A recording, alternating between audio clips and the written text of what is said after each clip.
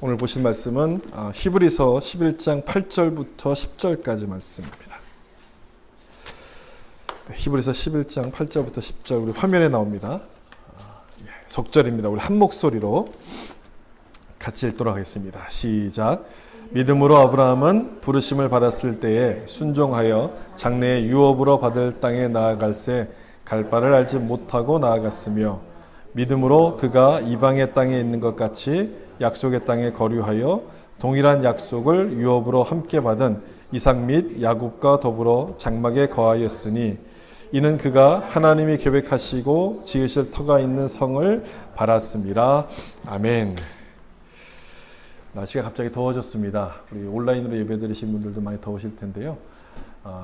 더운 가운데도 또 우리 덥지만 또 오늘 주시는 하나님의 은혜가 있을 것을 기대하는 마음 갖고 함께 예배하셨으면 좋겠습니다. 믿음은 우리에 대한 하나님의 열심이라는 제목으로 말씀을 나누겠습니다. 이 제목이 무슨 말인가 싶으실 텐데 믿음을 하나님의 입장에서 설명을 드리면 그렇다, 그런 뜻입니다. 우리 지난주에 나눴던 말씀은 믿음은 하나님에 대한 우리의 반응이라는 제목의 말씀이었죠. 그러니까 우리의 입장에서 본 믿음을 설명을 드린 것이고, 오늘 볼 말씀은 하나님의 입장에서 믿음을 좀 생각해보자, 이런 뜻입니다. 이유가 있습니다. 믿음하면 우리는 이 생각을 가장 먼저 하기 때문에 그렇죠. 믿음이 커야지 하나님이 복을 많이 주신다. 믿음이 좋아야지 하나님이 기뻐하신다. 우리는 이렇게 생각을 하기 때문에 그렇다는 얘기죠. 그렇지 않습니까? 그 생각을 하기 때문에 예배 드리는 목적, 또 열심히 봉사하는 목적을 다 어디에다 두냐면 복 받는 데다 둡니다. 내가 열심히 봉사해서 남들보다 더 많은 복을 받아야지, 이런 생각 갖고 열심히 봉사를 해요. 그 생각대로 복을 받으면 괜찮지만 그렇지 않을 때가 있지 않습니까? 그렇지 않으면 문제가 그때부터 생기기 시작하는 것이죠. 열심히 해도 복을 안 주시는 거네? 낙심이 되기 시작해요. 내가 한 것만큼 더 많은 복을 주실 거라고 믿었는데 그게 아니니까 내 믿음이 막 이렇게 흔들리기 시작합니다. 봉사를 그만두고 교회를 그만 다니기도 하고 막 그렇게 되는 일들이 벌어지게 되는 것이죠. 우리가 종종 이렇게 보는, 우리에게도 종종 경험되는 그런 일들 아니겠습니까? 우린 믿음을 인과관계라고 생각합니다. 내가 열심히 믿었으니까 그만큼의 결과가 나와야 된다라고 생각을 하는데, 이 점이 믿음에 대해서 우리가 가장 많이 오해하고 있는 점입니다. 인과관계라고 생각한다는 것은 나중심이라는 얘기거든요. 그러니까 내가 한 것에 대한 결과를 받고 싶어하는 마음들, 그걸 표현하는 것인데, 오늘 제목을 다시 한번 보세요. 제목을 잘 보시면 우리에 대한 하나님의 열심이라고 됐습니다. 그러니까 믿음이 그렇다는 거예요. 내가 믿은 것이 아니라 누가 시작했다는 뜻입니까? 하나님이 시작하셨다는 뜻입니다. 하나님이. 이 점을 우리가 자꾸만 놓치죠. 아이들이 부모님을 믿고 이렇게 따르게 되는 것은 여러분 아이들의 믿음이 좋아서인가요? 그렇지가 않습니다. 아이들 믿음이 아니고요. 부모님의 사랑 때문에 그렇습니다. 아이가 딱 태어났을 때 처음 딱 엄마를 보면서 저분이 내 엄마구나. 내가 저분을 엄마로 믿고 내가 잘 따라가야지. 그렇게 생각하지 않습니다. 아이들이 어떻게 엄마를 믿게 됩니까? 그것은 엄마가 보여주는 사랑, 또 자기를 열심히 케어하는 그 돌봐주는 그 모습을 통해서 이분이 내 엄마구나라고 이렇게 믿게끔 되는 겁니다. 그러니까 이 아이들의 믿음이 좋아서 믿은 게 아니라 부모님 때문에 믿은 거예요. 부모님의 사랑 때문에 이 아이들의 믿음이 시작이 되게끔 되는 것이죠. 무슨 말인지 이해가 되실 거예요. 이게 이제 믿음이라는 거예요. 오늘 본문을 읽었던 그 히브리서 말씀에는 아브라함이 등장하는데, 아브라함을 등장시키는 것은 바로 이 부분을 설명하려고 하는 겁니다. 믿음이라는 것은 내가 열심히 믿기 전에 하나님이 날 사랑해 주셔서 가능하다는 것을 보여주기 위해서 아브라함을 등장시키는 겁니다. 여러분, 아브라함 하면 무슨 사건이 가장 먼저 떠오르십니까? 아마 이삭을 바쳤던 그 사건이 가장 먼저 떠오르실 거예요. 100세의 얻은 아들임에도 불구하고 하나님이 바치라고 하니까 이 아들을 이렇게 기꺼이 이제 바치는, 순종하는 모습이 있죠. 그것 때문에 아브라함 이야기만 나오면 뭔가 괜히 막 이렇게 좀 움츠러들어요. 우린 기가 죽어요. 아브라함 앞에만 서면 괜히 우리 막 이렇게 작아지잖아요. 난 절대 저렇게 못하는데. 여러분, 그게 오해라는 거예요. 이삭을 바친 사건이 창세기 22장에 나오거든요. 그러니까 아브라함의 사건은 12장부터 시작해서 25장까지 가는데 22장에 나옵니다. 그리고 25장에서 아브라함이 죽는 모습이 나와요. 거의 가장 마지막 부분에 일어난 사건이 이삭을 바치는 사건이란 얘기예요. 아브라함의 믿음을 대표하는 이삭을 바치는 사건이 그의 인생 마지막 부분에서 일어났다는 것은 여러분 무슨 뜻이겠습니까? 아브라함의 믿음이 처음부터 이런 믿음이 아니었다는 거예요. 처음부터 좋은 믿음, 믿음의 조상으로 처음부터 부름받았다는 게 아니라 점점 좋아졌다는 것을 말씀한다는 거예요. 점점 좋아졌다는 거예요. 우리는 성공한 사람들을 보면 저 사람의 과거도 역시 좋았을 거라고 보는 그런 경향들이 있습니다. 처음부터 그랬을 거라고 생각하는 것이죠. 인과와 관계에 의해서 우리가 자꾸만 생각을 해서 그렇거든요. 그러니까 아브라함도 그렇게 보는 거예요. 아브라함이 믿음의 조상이 됐으니까 저 사람은 처음부터 그렇게 태어난 사람이야. 처음부터 믿음이 좋은 사람이고 나는 절대로 저렇게 될 수 없다라고 생각하면서 기가 죽는 거예요. 그러나 조금 전에 말씀드린 것처럼 성경에서 아브라함을 기록하고 있는 것은 우리를 기죽이려고 기록하고 있는 게 아니라 믿음에 대한 우리의 편견을 바로 잡아주기 위해서 기록하는 겁니다. 아브라함의 인생을 쭉 살펴보면 처음부터 믿음을 가졌던 것이 아니라 하나님의 은혜로 부름받았다는 그 모습을 보기 때문에 그렇다는 것이죠. 그래서 가장 먼저 좀 첫 번째로 나누고 싶은 내용은 바로 이겁니다. 믿음에 대해서 생각해 볼 첫 번째는 하나님이 먼저 시작하셨다는 부분이에요. 아브라함의 삶은 이 사실을 아주 분명하게 보여줍니다. 하나님이 믿음을 먼저 시작하셨구나. 누가 먼저 시작하셨다고요? 하나님이 먼저 시작하셨어요. 우리에 대한 하나님의 사랑, 우리에 대한 하나님의 열심이 우리 속에 믿음이란 열매로 나타나게끔 되었다는 뜻입니다. 여기 8장이 있죠. 8절이 있습니다. 11장 8절 말씀 같이 한번 읽어볼까요? 믿음으로 아브라함은 부르심을 받았을 때에 순종하여 장래의 유업으로 받을 땅에 나아갔으에 갈 바를 알지 못하고 나아갔으며. 여러분 이 말씀을 읽으실 때 어떤 부분에서 이렇게 딱 감동이 되십니까? 야, 역시 아브라함이야. 딱 그렇게 느껴지는 부분이 어떤 부분입니까? 거의 마지막에 나오는 저 부분 아닙니까? 갈 바를 알지 못하고 나아갔다. 이 부분을 딱 볼 때, 야, 역시 아브라함이야. 이렇게 우리가 감탄을 하게 되는데, 여러분 감탄을 하시기 전에 그 믿음이 어디서부터 왔을까를 먼저 좀 생각해 보셔야 돼요. 어디서 이 믿음이 왔을까? 이걸 확인하지 않으면 아브라함은 원래 믿음이 좋은 사람이고 저렇게 태어난 사람이고 나와는 다른 사람이라고 생각하면서 믿음의 편견에 빠져버립니다. 이 8절 말씀은 그런 뜻으로 우리에게 그걸 느끼라고 그렇게 기록한 말씀이 아니거든요. 그러니까 다른 의미의 말씀이라는 거예요. 다시 한번 보시면 아브라함이 언제 순종을 합니까? 언제? 하나님이 부르셨을 때 순종을 하지 않습니까? 하나님이 부르셨을 때 아브라함의 순종은 하나님의 부르심에 대한 반응이었습니다. 그렇다면 순종이 먼저입니까? 부르심이 먼저입니까? 부르심이 먼저인 거예요. 하나님이 부르셨기 때문에 순종으로 이어지게끔 된다는 것이죠. 그걸 보여주는 말씀이에요. 우리는 하나님의 부르심보다는 순종한 부분에 더 집중을 하기 때문에 아브라함의 믿음이 더 먼저라고 자꾸 생각하는데 아닌 거예요. 그게 아니라 하나님이 먼저 시작하셨다는 거예요. 아브라함이 믿음의 조상이 될 수 있었던 것은 그가 원해서 이렇게 된 것이 아니라 하나님의 원해서 하나님이 시작하셨던 결과라는 것을 말씀하는 그 내용인 겁니다. 이 8절을 이 창세기와 비교해 보면 그 점이 좀 더 이렇게 명확해지는데 여기서는 이 부름받았다는 사실 또 부름에 순종했다는 사실을 아주 멋지게 아주 짤막하게 기록하고 있지 않습니까? 근데 창세기 12장을 보면 그렇지가 않아요. 하나님께 부름받아서 가나안까지 온 것은 맞아요. 순종해서 온 것은 맞는데 가나안에 딱 도착한 다음에 기근을 만나게 됩니다. 기근을 만났을 때 아브라함이 어디를 가느냐? 애굽으로 내려가요. 애굽에 가서 많은 실수를 막 범하지 않습니까? 아브라함이 정말 믿음이 있었다면 우리가 생각하는 그런 믿음이 있었고 그런 믿음으로 순종해서 여기까지 왔다면 기근이 와도 그냥 머물러 있어야 되는 것 아닙니까? 가나안 땅은 하나님이 약속한 땅이잖아요. 근데 그 약속한 땅에 머물러 있어야 되는데 애굽으로 내려갑니다. 우리가 생각하는 것처럼 이 아브라함이 믿음의 조상이 될 준비가 다 갖춰진 사람이 아니라는 거예요.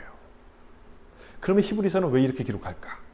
왜 이렇게 기록해서 우리를 오해하도록 헷갈리도록 만드는 것이냐?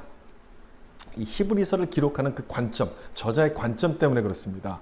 이 히브리서 11장은 특별히 여러 사람들의 인물들이 쭉 나오는데 이 믿음의 선조들의 삶을 거꾸로 거슬러 올라가면서 기록합니다. 그러니까 아브라함 같은 경우는 믿음의 조상이잖아요. 그래서 믿음의 조상이 된 시점에서부터 그의 삶을 지금 설명하는 겁니다. 그렇게 하다 보니까 본문 8절을 믿음으로 아브라함은 이렇게 시작하는 거예요. 아브라함의 믿음이 이미 완성이 된 상태에서부터 지금 아브라함의 삶을 지금 설명해 주고 있다는 그런 얘기인 거예요. 이런 내용들을 모르고 우리가 읽으면, 이런 점을 고려하지 않으면 당연히 아브라함은 믿음이 좋았던 사람이고 그럴 만한 이유가 있었던 사람이라고 이렇게 생각을 하게끔 되는 겁니다. 그러면서 이 믿음의 시작이 하나님께 있었다는 부분을 놓쳐버리게 돼요. 이게 굉장히 참 중요한 부분이에요. 이게 왜 중요하냐면 아브라함이 어떻게 믿음을 시작했는가, 그 문제는 결국 내 믿음이 어떻게 시작하는가와 연관이 되기 때문에 그렇습니다. 나를 보는 것이기 때문에 이게 굉장히 중요한 문제거든요. 우리가 아브라함 앞에서 자꾸 기가 죽는 것은 저 사람이 원래 믿음이 좋은 사람이야, 저 사람은. 이런 생각을 하기 때문이라고 말씀드렸잖아요. 근데 여러분, 그게 아니었다면 기죽을 필요가 없는 거예요. 아브라함을 보면서. 기죽을 필요가 없을 뿐 아니라 우리도 아브라함처럼 될 수 있다는 소망이 생기죠. 믿음이 생기기 시작하는 겁니다. 그래서 이 말씀이 참 중요한 거예요. 하나님이 먼저 시작하셨다는 부분이 굉장히 중요합니다. 이 내용은 신명기에도 나오는데 신명기 7장 7절을 좀 보세요. 여기도 보시면 이렇게 되어 있어요. 같이 한번 읽어볼까요?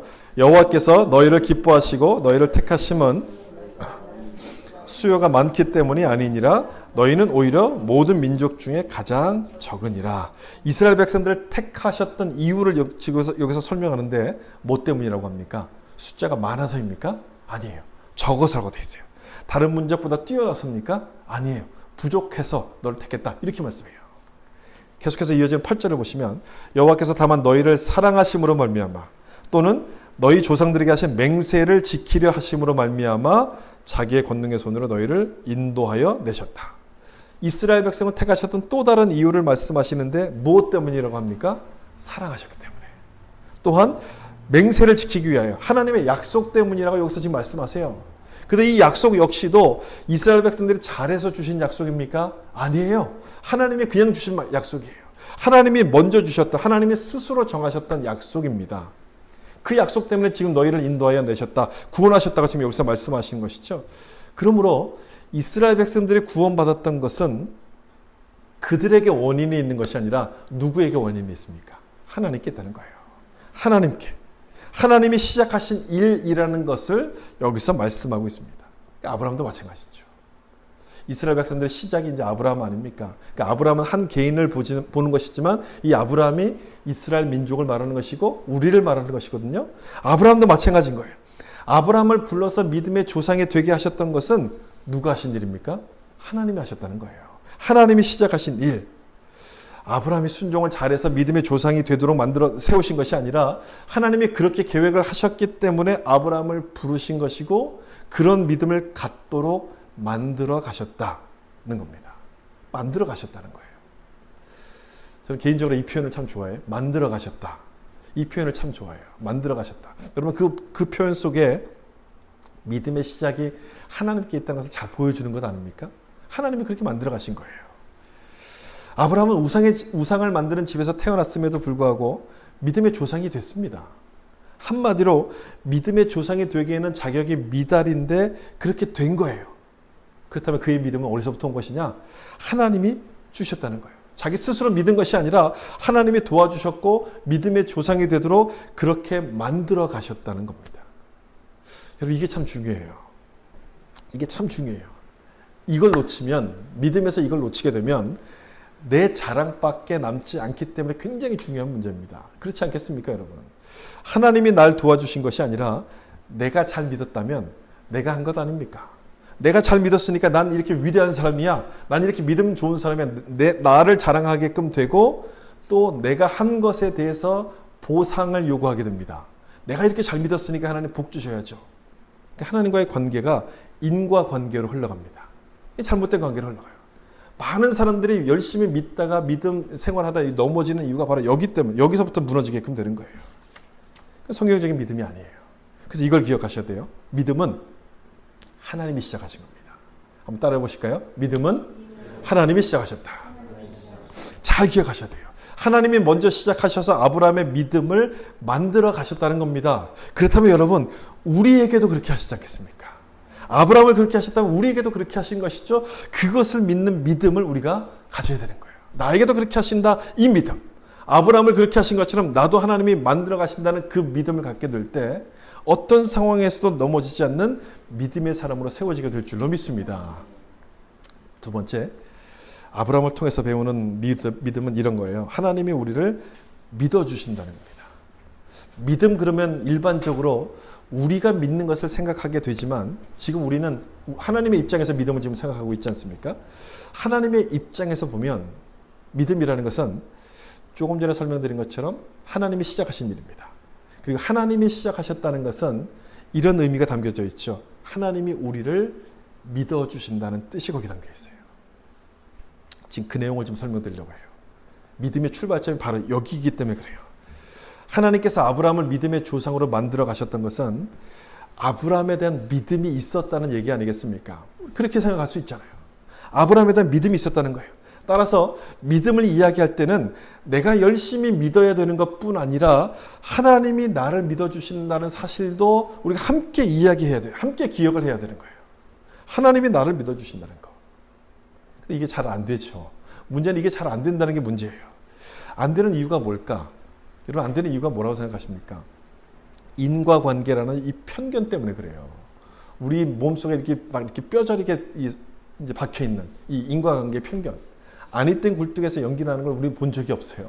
한 번도 본 적이 없기 때문에 아브라함을 하나님이 믿어주셨다는 그 말씀을 보면서도 아니지. 그럴 만한 이유가 있었을 거야. 이렇게 생각을 해요.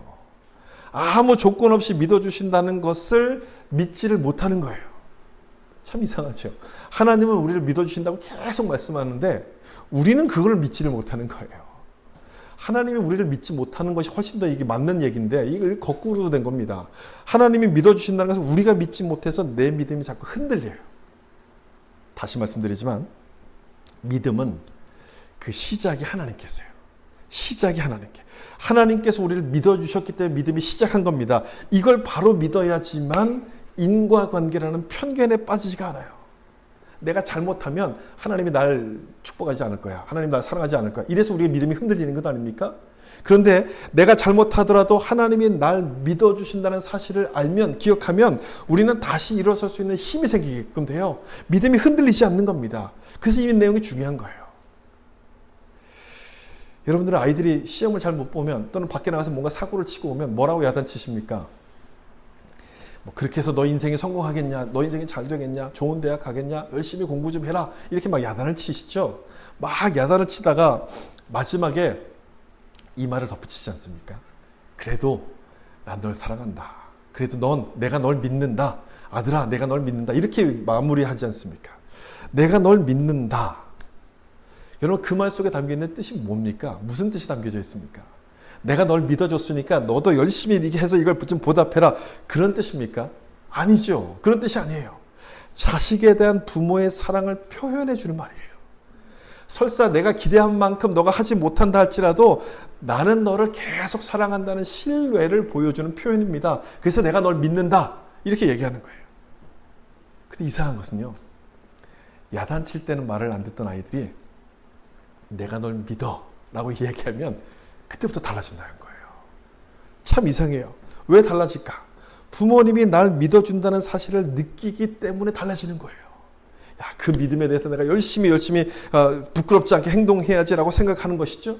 믿어주고 신뢰한다는 그 사실 때문에 변화가 되는 것인데 하나님도 우리에게 그렇게 하신다는 거예요. 아브라함을 부르실 때도 마찬가지였어요. 내가 널 믿는다 이렇게 해서 부르신 거예요. 아브라함을 부르실 때 내가 너 잘할 거라 믿는다. 이 말씀에 순종할 거라 믿는다. 그런 뜻에서 이렇게 불러주셨던 겁니다. 그랬더니 오늘 본문 이 8절에 나오는 것처럼 갈 바를 알지 못하는 장소였음에도 불구하고 믿음으로 그 길을 갑니다. 하나님 말씀을 믿고 그 길을 이렇게 가는 거예요. 그리고 그 다음 나오는 10절의 말씀 보면 이렇게 되어 있어요. 이는 그가 하나님이 계획하시고 지으실 터가 있는 성을 바랐습니다. 아직 계획이 뭔지 모르고 성이 뭔지 모르지만 그걸 보고서 가는 거예요. 결과를 보기 전에 믿는 믿음으로 가는 거예요. 성숙해져요, 그만큼. 여러분, 아브라함에 대한 이 말씀들을 쭉 보시면서 무슨 생각을 하시는지 참 궁금해요. 저는 이런 생각이 들었어요. 이 아브라함에 대한 말씀 보면서 하나님 마음이 어떠셨을까? 하나님 마음이 어떠셨을까? 이 아브라함을 믿고 부르셨다는 것은 하나님께는 엄청난 모험 아니겠습니까? 이 아브라함이 준비가 잘 된 사람이 아니었거든요. 될성 싶은 나무는 떡잎부터 알아보는 법인데 이 아브라함은 그런 사람이 아니에요. 적어도 믿음의 조상으로 세우려면 그 집안이 좀 예수 믿는, 잘 믿는 믿음이 좋은 집안이어야 할 것 아니겠습니까? 아니면 그 집안의 친척 중에서라도 뭐 제사장이 있거나 아니면 목회자가 나오거나 뭐 이런 사람들이 적어도 있어야 되는데 이 아브라함의 집안은 우상을 만드는 집이었어요. 우상을 숭배하는 집이었어요. 기본조차 안 되어 있는 집안이었습니다. 그런데도 하나님이 그를 믿어주셨고 아브라함을 복의 근원이 되는 자리에 앉히십니다. 엄청난 사명을 그에게 맡기셨어요. 이 상황을 여러분 어떻게 설명하시겠습니까? 하나님이 그를 믿었다는 것 외에는 설명할 방법이 없어요. 하나님의 믿음 외에는 달리 설명할 방법이 없다는 거예요. 지난주에 믿음은 결과를 보기 전에 믿는 거라고 설명을 드렸어요. 여러분 기억나시죠? 결과를 보기 전에 믿는 거. 그것을 하나님께서 아브라함에게 직접 보여주신 거예요. 아브라함이 지금 이런 상황이었음에도 불구하고 아브라함을 이렇게 부르시잖아요. 결과를 보기 전에 이 아브라함을 믿는 믿음으로 아브라함을 불러주셨던 거예요. 그걸 딱 보여주시고 나니까 아브라함이 그걸 봤을 것 아닙니까? 하나님이 그래서 나를 부르셨구나. 그걸 딱 보니까 아브라함도 하나님과 똑같이 그 믿음을 따라갑니다. 그래서 10절이 바로 그걸 말씀하는 거예요. 아직 보지 못했고 계획이 뭔지 모르고 그 성이 뭔지 모르지만 그것을 직접 본 것처럼 결과를 보는 믿음을 가지고 거기를 걸어가기 시작하는 거예요. 믿음은 이렇게 믿는 거야 라고 보여주시니까 아브라함이 그걸 그대로 따라가요. 그래서 아브라함이 믿음의 조상이 돼요. 하나님께서 믿어주셨기 때문에 이 아브라함이 믿음의 조상이 되는 거예요. 참 저는 놀랍다고 생각해요. 하나님이 아브라함을 믿어주셨다는 거 참 놀랍다. 어떻게 그런 상황에서 이 아브라함을 믿어주셨을까? 더 놀라운 게 있어요, 여러분. 더 놀라운 게 있는데 여러분 그게 뭔지 아십니까? 아브라함을 믿어주셨던 하나님이 우리도 믿어주신다는 거예요. 우리도. 아브라함을 믿어주신 것처럼 우리도 그렇게 믿어주신다는 겁니다. 여러분 믿으십니까? 나를 내가 봐도 못 믿겠는데 나도 내가 하는 걸 보면 이 너무너무 부족하고 허점이 많아서 나를 못 믿는데 그런 나를 하나님이 믿어주시는 거예요. 하나님의 사람이 될 거라고 하나님의 자녀가 될 거라고 이렇게 믿어주시는 거예요. 얼마나 이게 감사한 일이에요. 얼마나 기쁜 일입니까? 그게 믿음이라는 거예요, 여러분. 내가 하나님을 믿기 전에 하나님이 날 믿어주셨다는 것을 믿는 것이 믿음이에요. 하나님이 믿어주셨다는 그 사실에 감사함으로 반응하는 것이 믿음이라는 겁니다. 창세기 15장 6절 말씀을 좀 보세요. 아브라함의 믿음을 공식적으로 인정해 주시는 그런 말씀인데 아브라함이 여호와를 믿으니 여호와께서 이를 그의 의로 여기셨다라고 되어 있어요. 믿음을 인정받는 이 장면이 15장에 나옵니다. 15장. 그 다음에 그 전까지 15장에서 하나님이 딱 인정을 해주시거든요. 그럼 그 전까지는 아브라함이 믿었다는 걸까요? 안 믿었다는 걸까요? 어떤 것 같습니까? 여러분? 대답하기가 굉장히 좀 애매하죠? 믿은 것도 같고 안 믿은 것 같기도 하고. 15장에서 공식적으로 인정을 하셨다면 그 전까지는 잘 믿지 못한 거라고 우리가 생각을 좀 해볼 수가 있는 거죠. 아브라함이 부름받은 것은 12장에서 부름을 받아요. 12장인데 15장에 와서 그의 믿음이 인정을 받습니다. 그렇다면 15장에 올 때까지는 하나님이 기다려주셨다는 뜻이에요. 믿고 기다리셨다는 거예요. 너가 이렇게 될 거라고 믿고서 하나님이 기다려주셨다는 얘기예요. 그 사이에 벌어졌던 사건들을 보면 이 부분이 아주 명확하게 드러납니다. 가나안에 딱 도착했을 때 제가 앞에서도 말씀드렸지만 기근이 오잖아요. 그래서 애굽으로 내려갑니다. 거기서 자기 아내를 누이라고 속여요. 이 아내가 너무 예뻐서 이제 뺏으려고 자기를 죽일까 봐. 그러니까 자기가 죽을까 봐 아내를 누이라고 거짓말을 한 거예요. 누가? 믿음의 조상이 될 사람이 이런 거짓말을 한 거예요. 다행히 하나님이 개입을 하셔서 무사히 이 문제가 해결이 되죠. 그리고 다시 가나안에 돌아옵니다. 이번에는 전쟁이 벌어져서 하나밖에 없는 자기 친척인 조카 롯이 포로로 잡혀가요. 이번에도 하나님께서 은혜를 주시고 이 아브라함을 도와주셔서 롯을 무사히 구해옵니다. 이런 사건들을 겪고 난 다음에서야 했던 고백이 바로 이 고백인 거예요. 15장에. 아브라함이 여호와를 믿으니 하나님 이제 하나님을 확실히 믿습니다. 이런 고백을 했다는 거예요. 그렇다면 여러분 누구의 믿음이 먼저인 거예요? 하나님인가요? 아브라함인가요? 누가 먼저 믿어주신 거예요? 하나님이 먼저 믿어주신 거예요. 하나님께서 아브라함을 믿어주셨어요. 아브라함의 삶은 바로 그 점을 보여주는 거예요. 믿음이 어떻게 시작되는가. 아브라함을 부르신 분도 하나님이셨고요. 그를 인도해 가신 분도 하나님이셨습니다. 그리고 그렇게 하셔서 믿음을 고백하도록 만들어 가신 분, 도와주신 분 역시 하나님이셨어요. 이것을 믿음은 믿는 거예요. 내가 믿도록 하나님이 날 도와주셨구나. 내가 믿도록 도와주셨구나. 하나님이 날 믿어주셨구나. 여러분, 이걸 믿는 것이 믿음이라는 거예요. 우리도 이걸 믿어야 되는 거예요. 내가 믿는다고 할 때는 하나님을 믿어 그렇게 말하는 것이 아니라 나를 믿어주신 하나님을 나도 믿는다. 내 믿음의 시작이 하나님께 있다는 것을 믿는다고 고백하는 것이 좋은 믿음이라는 거예요. 여러분의 믿음도 이런 믿음 되셔서 내 믿음의 시작이 하나님께 있음을 고백하는 믿음 되셔서 견고하게 믿음 안에 서가길 예수님의 이름으로 축복합니다. 마지막으로 한 가지만 더 말씀드리겠습니다. 믿음은 하나님의 선물이라는 내용인데요. 믿음의 시작이 하나님께서 우리를 믿어주셨다는 데 있다면 당연히 그 믿음은 선물이라고 이야기할 수밖에 없습니다. 하나님이 주신 선물이 되는 거죠. 여기 로마서 1장 17절 말씀 나오죠. 믿음이 어디서부터 오는가를 설명하시는 말씀인데 같이 한번 읽어보겠습니다. 복음에는 하나님의 의가 나타나서 믿음으로 믿음에 이르게 하나니 기록된 바 오직 의인은 믿음으로 말미암아 살리라 함과 같으니라. 이 말씀 중에 믿음으로 믿음에 이르게 한다는 부분을 좀 잘 보세요. 다시 말씀을 드리지만 믿음은 내가 믿어서 시작된 것이 아니라 하나님께서 날 믿어주셔서 시작이 된 거죠. 믿음으로 믿음에 이르게 한다는 말씀이 바로 그 점을 설명해 주신 말씀이에요. 제가 이 말씀을 전에 로마서 시리즈 말씀드릴 때 한번 설명을 드린 적이 있어요.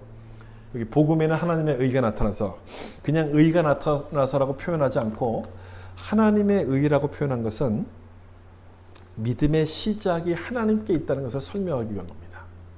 우리가 믿는 모든 것들의 시작과 계획 모든 것들이 다 하나님께 있다는 것을 설명하기 위해서 하나님의 의라고 이렇게 말씀하는 것이죠. 우리의 힘이 아닌 하나님의 열심으로 우리를 그렇게 인도하셨다는 것을 말씀하는 것인데 믿음으로 믿음에 이르게 한다는 것 역시도 같은 뜻의 말씀입니다. 우리가 의로워지려면 누구를 믿어야 됩니까, 여러분? 예수님을 믿어야 되잖아요. 예수님을 믿음으로 말미암아 우리가 의로워져서 구원을 받는 거잖아요. 의인이 돼서 구원받는데 그러면 그 예수를 믿는 믿음은 누가 주신 겁니까? 누가?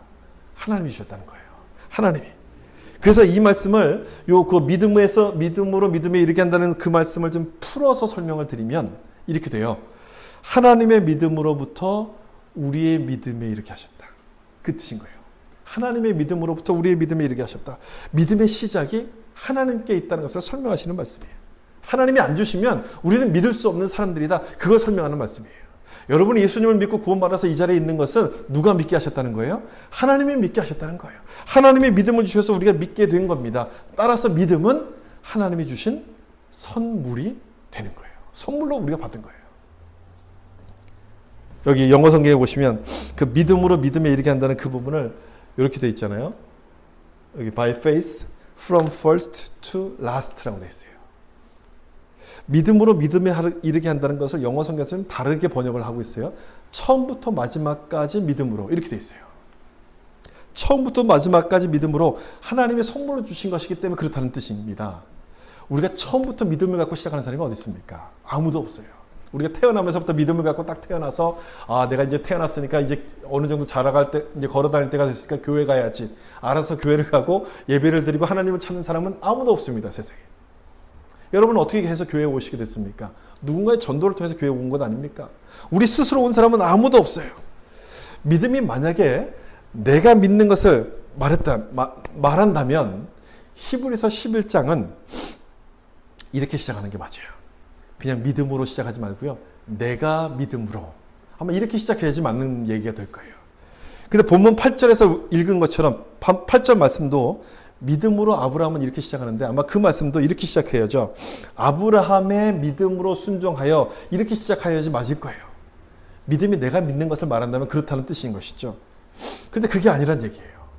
여기 나오는 것처럼 by faith, 믿음은 처음부터 끝까지 믿음으로 시작한다는 거예요. 처음부터 끝까지 믿음. 이렇게 기록하고 있다는 것은 믿음이 하나님이 주셔야지만 받을 수 있는 선물이라는 것을 설명하시는 말씀이에요. 좀 더 설명을 드릴게요. 로마서 4장 말씀 보시면 4장 2절에 이렇게 돼 있어요. 만일 아브라함이 행위로서 의롭다 하심을 받았으면 자랑할 것이 있으려니와 하나님 앞에서는 없느니라. 여러분, 우리는 아브라함이 얼마나 자랑할 게 많다고 생각합니까? 그래서 우리가 막 늘 기가 죽는 건 아닙니까? 아브라함 앞에서. 근데 이 말씀은 아브라함이 자랑할 게 없대요. 왜 자랑할 게 없습니까? 자기 힘으로 한 게 아니기 때문에. 자기 힘으로 믿은 게 아니기 때문에 그렇다는 거예요. 그럼 어떻게 믿은 것이냐? 아브라함이 하나님을 믿은 것은 어떻게 믿은 것이냐? 믿음으로 믿음에 이르게 돼서 믿은 거예요. 믿음으로 믿음에 이르게 된 거예요. 그 다음에 이어지는 로마서 4장 5절 보세요. 여기 보시면 이를 아니할지라도 경건하지 아니한 자를 의롭다 하시는 이를 믿는 자에게는 그의 믿음을 의로 여기시나니. 여러분, 뭘 믿었다고 돼 있어요? 의롭지 않은, 경건하지 않은 사람을 의롭다고 인정해 주시는 이를 믿었다는 거예요. 다시 말하면 하나님이 날 믿어주신다는 사실을 믿은 거예요. 아브라함의 믿음이 있기 전에 하나님의 믿음이 먼저 있었다는 것을 알았다는 거예요. 믿었다는 거예요. 하나님이 믿도록 만들어주셨다는 얘기입니다. 그래서 아브라함이 믿었다는 거예요. 하나님이 믿음을 선물로 주셨기 때문에 이 아브라함이 믿었다는 것이죠. 좀 복잡하게 들리실 수도 있겠는데요. 여러분, 이 말씀을 보시면 지금 무슨 설명을 드리는지 아마 정리가 딱 되실 거예요. 에베소서 2장 8절 말씀인데 같이 한번 읽어보겠습니다. 시작. 너희는 그 은혜에 의하여 믿음으로 말미암아 구원을 받았으니 이것은 너희에게서 난 것이 아니요 하나님의 선물이라. 여러분, 믿음을 내 거라고 합니까? 선물이라고 합니까? 선물이라는 거예요. 하나님이 주셨다는 거잖아요. 내가 믿은 게 아니라 하나님이 주셨다는 거 아닙니까? 그걸 믿는 게 믿음인 거예요. 내가 그냥 열심히 믿습니다. 그런 그것도 믿음이겠지만 그 전에 하나님이 주셔서 믿었다는 그 사실, 그걸 믿는 게 믿음이라는 거예요. 이 부분이 여러분 중요한 거예요. 순서가 바뀌면 안 되거든요. 순서가 바뀌면 안 됩니다. 이 부분이 굉장히 중요해요. 하나님의 은혜가 먼저고 그 다음 거기서부터 우리가 믿음으로 반응하게끔 된 거예요. 이 순서를 여러분 잘 기억하셔야 돼요. 많은 사람들이 믿음이 좋아지기를 기도하잖아요. 믿음이 좋아지기를 이제 소망을 갖고 있잖아요. 어떻게 하면 믿음이 좋아지는가? 여러분, 그 비결이 바로 여기 있어요. 이 순서를 기억하시는 거예요. 이 순서를 기억하면 믿음이 좋아질 수밖에 없습니다. 왜 그런지 이해가 되실 거예요. 이런 은혜를 받을 사람이 내가 아닌데, 나는 이런 은혜를 받을 자격이 없는데 하나님이 은혜 주셨다는 것을 알게 되면 당연히 믿음으로 반응할 수밖에 없는 거예요. 하나님이 나 같은 자에게 은혜를 주시다니, 나를 사랑하시는 이 하나님의 열심을 깨닫게 되면서 하나님께 항복을 하는 거예요. 두 손 들고 하나님 말씀대로 순종하겠습니다. 항복하는 거예요. 지난주에 이 설득을 당하는 것, 믿음은 하나님께 설득을 당하는 것이라고 설명을 드렸잖아요. 하나님의 은혜를 경험하고 나면 더 이상 내 생각을 고집할 수가 없게끔 되는 겁니다. 하나님 말씀에 설득을 당하게 돼요. 그래서 이제는 주님을 위해서 살겠습니다라고 내 모든 것을 다 내려놓고 하나님께 항복을 하게끔 돼요. 이게 믿음 아니겠습니까, 여러분? 이게 믿음인 거예요. 아브라함이 믿음의 조상으로 확실하게 인정을 받게 된 것은 아들 이삭을 바치겠다고 항복을 했을 때였습니다. 제가 누차 말씀드리지만 이 믿음이 처음부터 아브라함에게 있었던 것이 아니라고 말씀을 계속 드렸어요. 우리가 그걸 잊어버리면 안 되죠. 그 아브라함이 이삭을 바쳤던 사건이 창세기 22장에 나와요. 그리고 아까 언제 공식적으로 아브라함의 믿음이 인정을 받았다고 설명을 드렸나요? 몇 장에서? 15장이었어요. 창세기 15장. 12장에서 부름받았고 15장에서 인정받았고 22장에서 이삭을 드렸어요. 그동안에 무슨 일이 있었을까요? 그럼 15장까지 올 때까지 여러 가지 사건을 통해서 아브라함이 믿음을, 하나님의 사랑을 경험하고서 믿음의 인정을 받지 않습니까? 그리고 15장부터 22장까지 오게 되면서 또 역시 마찬가지였을 거예요. 그보다 더 깊은 자기를 향한 하나님의 사랑과 하나님의 열심을 보면서 믿음이 점점 깊어가기 시작했을 겁니다. 그러다가 이삭을 바치라는 그 말씀에까지 순종할 만큼 믿음이 자라가기 시작했어요. 믿음도 성장하기 시작한 거예요. 깊어지기 시작한 거예요. 그 믿음을 히브리서 11장 19절에서 이렇게 설명합니다. 이 말씀도 우리 같이 읽어볼까요? 그가 하나님이 능히 이삭을 죽은 자 가운데서 다시 살리실 줄로 생각한지라. 비유컨대 그를 죽은 자 가운데서 도로 받은 것이니라 하며. 이삭이 죽으면 하나님이 다시 살려줄 거라고 믿었다는 거예요. 믿었다는 거예요. 여기까지 그 아브라함의 믿음이 자라가게 돼요. 그만큼 믿음이 깊어졌다는 거예요. 많은 사람들이 그러잖아요. 하나님이 지금 나에게 은혜를 주셔야지. 내가 죽고 나면 무슨 소용이 있습니까? 죽으면 다 끝 아닙니까? 많이들 이러지 않습니까? 그래서 지금 은혜를 주셔야지만 된다고 사람들이 생각해요. 그래서 우리가 조바심이 나는 거예요. 그래서 막 불안한 거예요. 죽으면 다 끝 아닙니까? 라고 생각하는 거예요. 그런데 아브라함은 죽을지라도 다시 살려줄 것을 믿었다고 돼 있어요. 죽음이 끝이 아니고 마지막이 아니라고 믿은 거예요. 다시 표현하면 마지막까지 끝까지 하나님께 이렇게 맡기고 있다는 겁니다. 아까 로마서 1장에서 읽었던 말씀 여러분 기억나세요? By faith from first to last. 처음부터 끝까지 믿음으로. 바로 그 장면을 여기서 지금 보여주는 거예요. 마지막 그것까지도 하나님께 다 맡기는 믿음이야. 하나님께 완전하게 항복하는 믿음이에요. 어쩔 수 없이 항복한 게 아니고, 어쩔 수 없이 항복한 게 아니라 하나님의 그 사랑 때문에, 하나님의 그 열심에 감동이 돼서 하나님께 항복을 지금 하고 있는 거예요. 여러분, 믿음이 이런 겁니다. 이런 게 믿음인 거예요. 하나님을 내 뜻에 맞게끔 항복시키는 것이 아니라 내가 하나님께 항복하는 것. 나를 향한 하나님의 열심을 깨닫고 감사해서 나의 모든 걸 하나님께 드리겠습니다. 이렇게 고백하고 항복하는 것이 믿음이라는 사실을 여러분 믿으셔야 돼요. 여러분의 믿음은 어떠신가요? 여러분의 믿음도 이런 믿음입니까? 믿음이 하나님의 선물임을 믿고 하나님께 항복하는 그런 믿음을 갖고 계십니까? 그렇게 되셔야 됩니다. 그렇게 되길 축복합니다. 진짜 믿음은 하나님께 항복할 때 시작이 되기 때문에 그래요. 거기서부터 진짜 믿음이 시작돼요. 내 것을 주장하고 싶으실 때마다 자꾸 여러분 이 생각으로 좀 돌아가셨으면 좋겠어요. 내가 이만큼 했는데 하나님 왜 이만큼 안 주십니까? 라고 자꾸만 그렇게 계산이 되고 싶은 마음이 생길 때마다 이걸 좀 기억하셨으면 좋겠어요.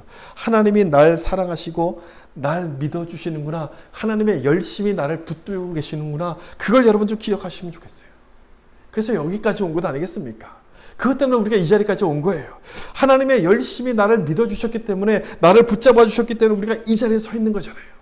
그걸 기억하면 내 걸 주장할 수가 없어요. 주님이 날 사랑하신 것처럼 나도 주님을 사랑하겠습니다. 온전히 주님께 순종하겠습니다. 아브라함처럼 항복하는 거예요. 항복하는 거예요. 두 손 들고 항복하는 거예요. 내가 한 만큼 주시지 않아도, 내가 기대한 만큼, 내가 생각한 만큼 되지 않아도 거기에는 더 좋은 하나님의 뜻이 있다는 것을 믿기로 결심을 하게 되는 거예요. 여러분, 이 모습이 하나님이 원하시는 믿음 아니겠어요? 이 모습이 여러분 우리가 소유해야 되는 믿음 아니겠습니까? 사랑하는 성도 여러분, 하나님의 열심이 나를 붙들고 계신다는 사실을 믿으시길 바랍니다. 하나님의 열심이 나를 붙들고 계세요. 한번 생각해 보세요. 여러분, 힘이 나지 않아요? 하나님의 열심이 나를 붙들고 계세요. 하나님의 열심이 날 붙들으셔서 하나님이 원하시는 그 자리 가운데로 인도하실 것을 믿는 그 믿음으로 산다면 얼마나 우리가 담대하겠습니까? 자신감이 생기겠습니까? 이번 한 주간도 여러분 그 믿음 갖고 사심으로 하나님 앞에서 승리하시는, 또 하나님께 기쁨과 영광 돌리시는 여러분 되시길 예수님 이름으로 축원합니다. 기도하겠습니다.